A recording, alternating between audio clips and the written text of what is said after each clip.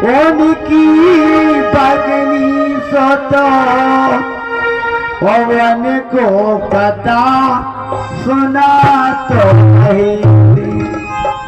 विष्णु भगवान क्या कर रहे थे? रंबा माने होते लक्ष्मी। रंबा लक्ष्मी जी को कथा सुना रहे थे।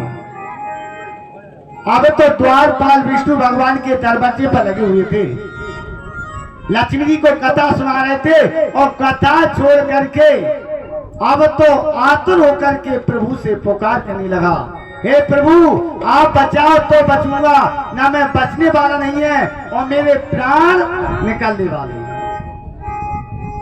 अब तो हाथी दुखी होकर के रोने लगा, प्रभु आप जानना कि मेरा भक्त चला गया। अब तो भगवान ने सोचा कि धन्य है प्रभु, देखो तब हमारी कोई नहीं सुनता है, तब परमात्मा सुनते हमारी, वे रक्षा करते हैं। भगवान ने ऐसी सुनी कि कथा को छोड़ करके और दे दौड़े, एकदम दे दौड़े। तो सेवक बोले महाराज हम ऐसी बात कौन सी, हमको तो बताते क्या हो गया है। बोले तुमको बताऊंगा तो मेरा भक्त मर जाएगा। भगवान उड़ने लगे, फिर तो भगवान का पीताम्बर दुपट्टा उड़ गया। भगवान बोले विष्णु अगर मैं जब तक दुपट्टा को उठाऊंगा तो मेरा भक्त मर जाएगा। भगवान की बस दे दौड़े, भगवान दौड़ते दौड़ते भगवान ने सोचा मेरा भक्त मरने वाला है और मैं नहीं पहुंच पाऊंगा। भगवान ने अपना शंख को चक्र घुमा करके और छोड़ दिया, तो ग्राय का मस्तक कट के और खत्म हो गया और हाथी बच गया। भगवान आराम से पहुंच गए, शंख को चक्र उसको गर्दन काट दिया, उसके प्राण तो गए। बोले वृंदावन बिहारी लाल की जय। अब देखो भैया दोनों भक्त हैं जी, देखो जो अत्याचार पापाचार करता है तो भगवान को आने पड़ता है, और भगवान के हाथ से जो व्यक्ति मरता है तो वैकुंठ धाम की प्राप्ति मिलती है। और जो बचा लिया है उसको, तो उसको भी भगवान ने बचाया है, तो वो भी वैकुंठ को जाएगा, नरक में जाने वाले कोई नहीं है। अब तो क्या हुआ, बच गया। हाथ जोड़ के प्रार्थना करने लगा, महाराज रक्षा करो, तुमने मेरे को बचा लिया, प्राण बचाया। अब वो मगर मर गया बेचारा, मगर मर गया तो अगले जन्म का मगर कौन था पता है? किसी किसी मनुष्य का स्वभाव होता है हंसने का और मनोरंजनी बात करने का, मजाक करने का होता है। कोई कोई व्यक्ति होते हैं। तो एक हुहू नाम के जो गंधर्व थे, एक मनुष्य था, एक ऋषि जी जल में तपस्या कर रहे थे, भगवान को अर्घ्य दे रहे थे। जल में घुस करके इतना इतना जल में डूबे और भगवान को अर्घ्य दे रहे। इतने में उहू नाम का गंधर्व आया पानी में, और पानी में जाते और वे ऋषि जी को पैर पकड़ लो तो ऋषि जी वो डर गए, अरे मेरे को मगर ने खा लिया, मगर ने पकड़ लिया मेरे को, अब नहीं बचने वाला। तो सब संध्या भूल गए। अब तो वो एकदम क्या उखड़ा, ओ महाराज डर गए क्या? अरे राम राम राम, जा तू मगर हो जा आज के बाद। वो हाथ जोड़ के बोला, महाराज मेरे तो हंसने का स्वभाव था, मनोरंजन का स्वभाव था महाराज, मैंने तो मजाक किया आपसे, आपने इतना बड़ा मेरे को श्राप दे दिया महाराज। ऋषि जी बोले कि तेरे को श्राप तो लगा है, अगर ऐसे ही पैर तू पकड़ता रहेगा तो तेरा भगवान के हाथ से ही उद्धार हो जाएगा। आज श्राप तो जरूर लगा, मगर जो श्राप लग जाता है वो कभी मिथ्या नहीं होता है। आज बड़े प्रेम के साथ में वो उसका उद्धार हो गया और भगवान की नाना प्रकार से बिना बचाते हुए दोनों वैकुंठ धाम की प्राप्ति हुई। बोले वृंदावन बिहारी लाल की जय।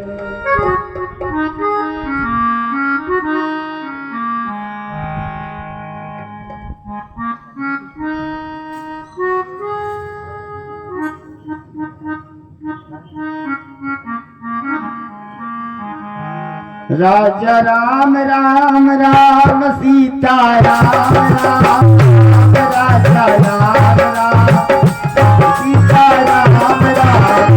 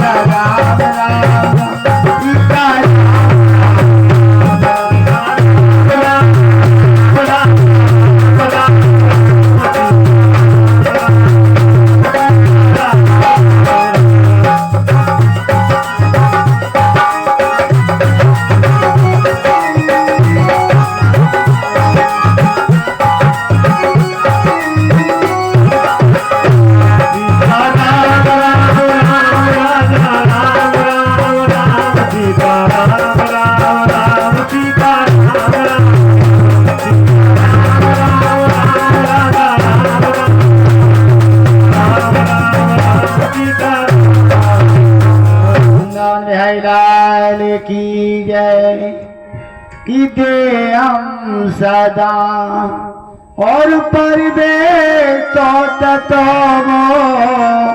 वो नारायण दर में तीनुरा। सुखदेव जी कहने लगी राजा परीक्षित हो, आज भगवान की बड़ी कृपा होती है, महिमा होती है। अगर हम एक बार बुला करके तो देख लें प्रभु, हम अगर 50 कोस जाकर के देखेंगे तो भगवान हमको 100 पग चल के आते हैं, भगवान को बड़े प्रेम के साथ में आते हैं। आज बेदर और बेदरानी, बड़ा भाव था बेदरानी जी का कि इतना मन था कि 24 घंटा भगवान के ध्यान में लगी रहती थी। एक बात और है, हम कहते हैं कि महाराज रात में हमको सपना आता है, सपना, और सपना तब हम बर्राते हैं ना, और तब कैसा लगता है सपना कि सचमुच है, सचमुच हो रहा है। अगर कोई मतलब शेर ने हमको रखेब लिया सपने में तो हम कम भाग पाते हैं, हमको खा लिया, हमको पकड़ लिया तो नहीं पाते हैं, मर गए, और तो हमको नींद खुलती है तो अरे बच गए भाई, जाओ खा ले। तो ये सपना है। तो भगवान को हम प्रेम के साथ में बुलाएंगे तो दौड़े चले आते हैं। बेदरानी बेचारी केवल कहीं भी सोए बैठे उठे कुछ भी काम करे, भगवान हमारे घर में अवश्य आएंगे। अच्छा बोले तो भगवान ने आश्वासन दे दिया, विदुरानी तुम्हारी इच्छा है तो मैं अवश्य पूर्ण करूंगा। अच्छा बोले तो ठीक है, केवल यही चिंता में है भगवान कब आएंगे। आज विदुर जी से कहा, बोले स्वामी जी एक काम करो, बाजार जाओ और बढ़िया फल ला के रख दो, क्योंकि ऐसा है भगवान ना जाने कब आ जाए।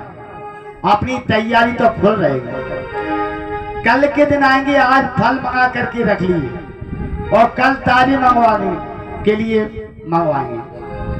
एक दिन पहले रखवा लिए फल और फिर जिस दिन आ रहे थे दूसरे दिन, उस दिन भी बाजार पहुंचा दिए। पहुंचा करके जैसे ही घर की सफाई करके भैया विदुरानी वह स्नान कर रही थी, भगवान की यही रटना लगी कि भगवान हमारे घर कब पधारोगे, कब दर्शन गया। आज भगवान की ऐसी कृपा हुई कि विदुरानी स्नान कर रही थी तो कपड़न की भी सुध नहीं रही। भगवान आए, कुंदी जैसे ही खटखटाने लगे तो विदुरानी ऐसे ही उठ करके आज नहाई और चली गई। जैसे ही कुंदी खोली तो भगवान के दरवाजे पे खड़े हैं, भगवान की दर्शन भय, आसन बिछा दी और केला उठा करके और केवल गीता तो फेंक रही हैं और छुपकर खबा रही हैं। भगवान देखो, भगवान काय की भूखी है, भाव की भूखी है। हम अगर 1 किलो मावा की बर्फी ना उठी रे बब्बा के सामने धर दी तो भगवान केवल भाव की भूखी है। 1 किलो में से आधी किलो ना खा पाएंगे, केवल भाव है। खाते तो अपने ही है, मगर भाव से भगवान को भोग लग जाता है। आज हरि आए विदुर घर पाहुना, आज हरि